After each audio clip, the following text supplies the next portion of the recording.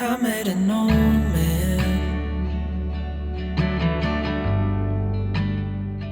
This is the gorgeous castle town on the Isle of Man, and this is Castletown as the sun sets.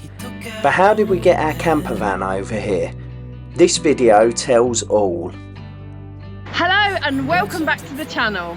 So we've come to the end of our holiday on the Isle of Man, and we're outside the sea terminal at the moment. We go home tomorrow, unfortunately, but what we thought, it would be a good opportunity for us to tell you how to get to the Isle of Man. And we can talk through the different options. We can talk through what we did last time and what we did this time. Yeah, especially as we've got the dogs with us, so we can give you all the tips and what you need. And the van. So yeah, stick with us, we'll get you over here.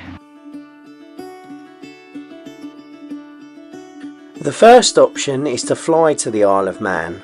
All flights go in and out of Ronaldsway Airport on the island. You can fly from Gatwick with EasyJet.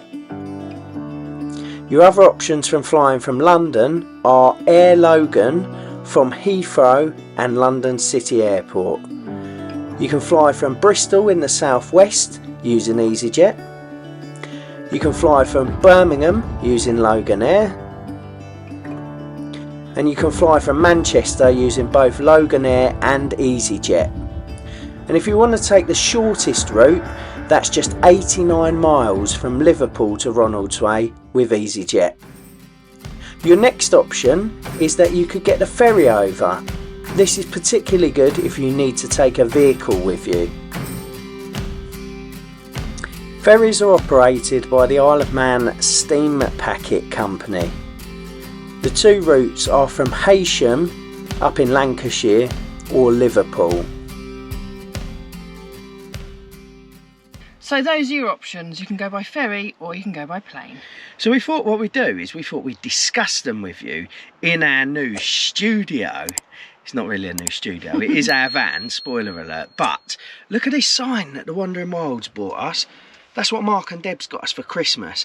And you can have it all sorts of different colours, but because Claire loves her rainbows and because we live in Rainbow Cottage, we thought we would have it rainbow flavoured. It is spectacular, isn't it? I think that's cool. We love it. But anyway. Thanks, guys. Thank you very much, both of you. Anyway, pros and cons of the ferry versus the plane. Okay, so the pros for going by plane is it's quicker and it's also cheaper. The cons, obviously you've got limited luggage, and obviously if you've got dogs you can't take them with you. Okay, so yeah, on the flip side of that, obviously the pros for going on the ferry are you can take a vehicle and you can take whatever you can fit in that vehicle. So if you've got a camper van, you can fit all your stuff in there. If you've got a motorhome, you can fit even more. And you can take the dogs. Another pro for the ferry is you can get up and walk around. So if you're one of these people that don't like to sit down or whatever, you can get up and walk around, go and get some food whilst you're on board. But then if you think about the time that it takes, you're only on the plane for anywhere between 25 minutes if it's Liverpool and 45 minutes if it's a London crossing, versus the ferry, which is like 45 minutes. Sorry, not 45 minutes, 4 hours. 4 hours? 4 hours, yeah. So yeah, the ferry's obviously a significant amount longer. But I'll just go into price, and I'll put some pricing up on the screen and I'll talk through it with you, and you can see the pricing differences there. Just on the boat, obviously, if you have got dogs with you, you can't walk around unless you take it in turns, because if you've got a dog with you, you have to stay in the pet lounge. Yeah. So that's another caveat to that. Yeah, so I'll be honest with you, I didn't actually find the boat very dog friendly at all. So in a day and age where dogs are now welcome in some Costa branches, you can take them in pubs and you can have them sitting anywhere at the pub at a table with you. On the ferry, you either got to put them in a cage or you've got to put them in the dog lounge, whereas only 8 people can go in there with other dogs, real small proximity. It stinks to high heavens in there. There was a cat in there that did a poo in its cage, so that it made it smell horrible.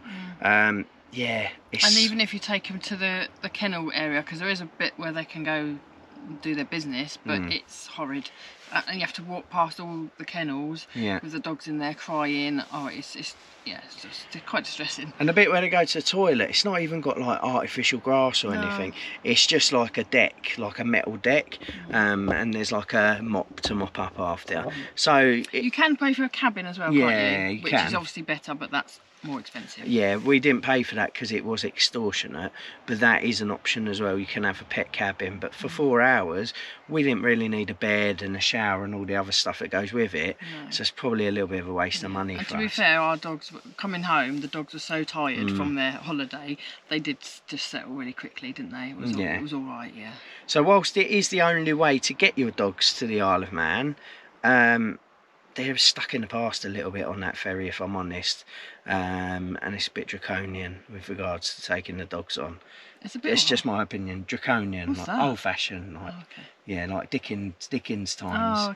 Oh, okay. So not really getting any brownie points for that. But yeah, let's run through the pricing with you, and you can see whether you think it's worthwhile getting the plane or whatever.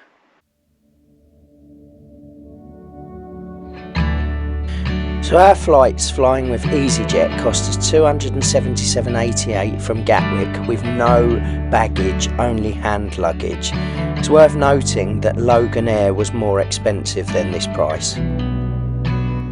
Our ferry crossing cost us £370.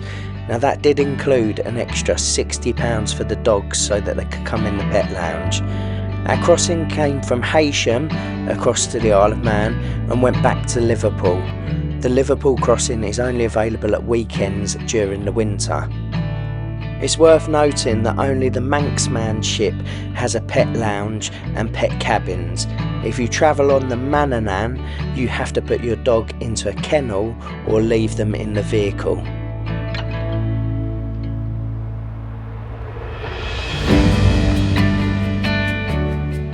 So so hopefully that's kind of educated you as to what is the best way to get to the Isle of Man for you.